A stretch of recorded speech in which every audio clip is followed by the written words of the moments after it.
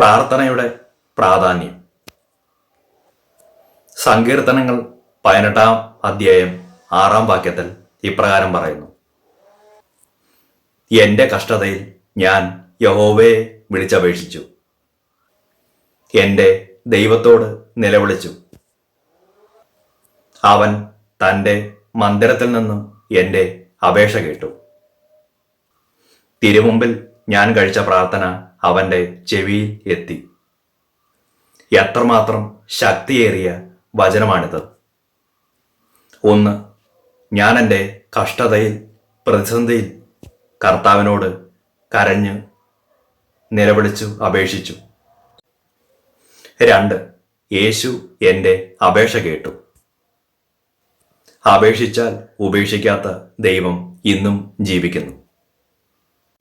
താങ്കൾ ദൈവസന്നിധിയിൽ ഒഴുക്കിയ കണ്ണീരിനെ മറികടക്കാത്ത ദൈവം ഇന്നും ജീവിക്കുന്നു.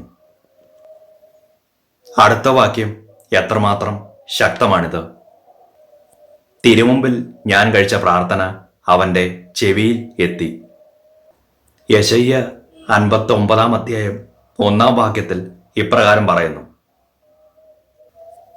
രക്ഷിപ്പാൻ കഴിയാതവണ്ണം യഹോവയുടെ കൈ കുറുകിയിട്ടില്ല, കേൾപ്പാൻ കഴിയാതവണ്ണം അവന്റെ ചെവി മന്ദമായിട്ടുമില്ല. യെരമ്യാവ് 33 അധ്യായം 3 വാക്യത്തിൽ ഇപ്രകാരം പറയുന്നു: എന്നെ വിളിച്ചപേക്ഷിക്കുക, ഞാൻ നിനക്ക് ഉത്തരം അരുളും. നീ അറിയാത്തതും മഹത്തായതും അഗോചരമായതുമുള്ള കാര്യങ്ങളെ ഞാൻ നിന്നെ അറിയിക്കും. ലൂക്കോസ് 18 അധ്യായം 7-8 വാക്യത്തിൽ ഇപ്രകാരം പറയുന്നു: ദൈവമോ രാപ്പകൽ തന്നോട് നിലവിളിക്കുന്ന തൻ്റെ വ്രതന്മാരുടെ കാര്യത്തിൽ അവൻ ദീർഘക്ഷമയുള്ളവൻ ആയാലും അവരെ പ്രതിക്രിയ നടത്തി രക്ഷിക്കും. മത്തായി 7 അധ്യായം 7 വാക്യത്തിൽ ഇപ്രകാരം പറയുന്നു: യാചിപ്പിൻ, നിങ്ങൾക്ക് ലഭിക്കും; അന്വേഷിപ്പിൻ, നിങ്ങൾ കണ്ടെത്തും; മുട്ടുവിൻ, എന്നാൽ നിങ്ങൾക്ക് തുറക്കപ്പെടും. അതുപോലെ തന്നെ യോശുവ എന്ന വ്യക്തി ഒരു ദിവസം ദൈവത്തോട് പ്രാർത്ഥിക്കുകയുണ്ടായി, സൂര്യൻ അസ്തമിക്കണ്ട എന്ന്. ലോക ചരിത്രത്തിൽ ആദ്യമായി ഒരു ദിവസം സൂര്യൻ അസ്തമിച്ചിട്ടില്ല, സൂര്യൻ ഉദിച്ചു നിന്നു.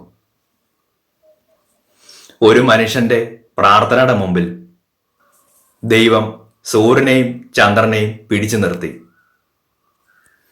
ലൂക്കോസ് സുവിശേഷം വായിക്കുമ്പോൾ മനസ്സിലാകുന്ന പ്രധാന കാര്യം, നമ്മുടെ കർത്താവായ യേശുമിശിഹ എലിഹോവിലൂടെ നടന്നു പോകുമ്പോൾ വഴിയരികിൽ ഇരിക്കുന്ന ഒരു യാചകൻ, ഒരു കുരുടൻ, ഉച്ചത്തിൽ നിലവിളിച്ചു: ദാവീദ് പുത്ര യേശുവേ, എന്നോട് കരുണയുണ്ടാകണമേ.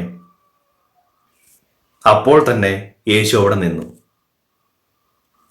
ഒരു സാധു മനുഷ്യന്റെ കരച്ചിലിന് മുമ്പിൽ യേശു അവിടെ നിന്നു. യോശുവയുടെ പ്രാർത്ഥനയുടെ മുമ്പിൽ സൂര്യൻ അസ്തമിക്കാതെ നിന്നെങ്കിൽ, കുരുടന്റെ കരച്ചിലിന് മുമ്പിൽ സൂര്യനെ സൃഷ്ടിച്ചവൻ അവിടെ നിന്നു, ചന്ദ്രനെ സൃഷ്ടിച്ചവൻ അവിടെ നിന്നു, ഈ ലോകത്തെ സൃഷ്ടിച്ചവൻ അവിടെ നിന്നു, ജീവൻ നൽകിയവൻ അവിടെ നിന്നു.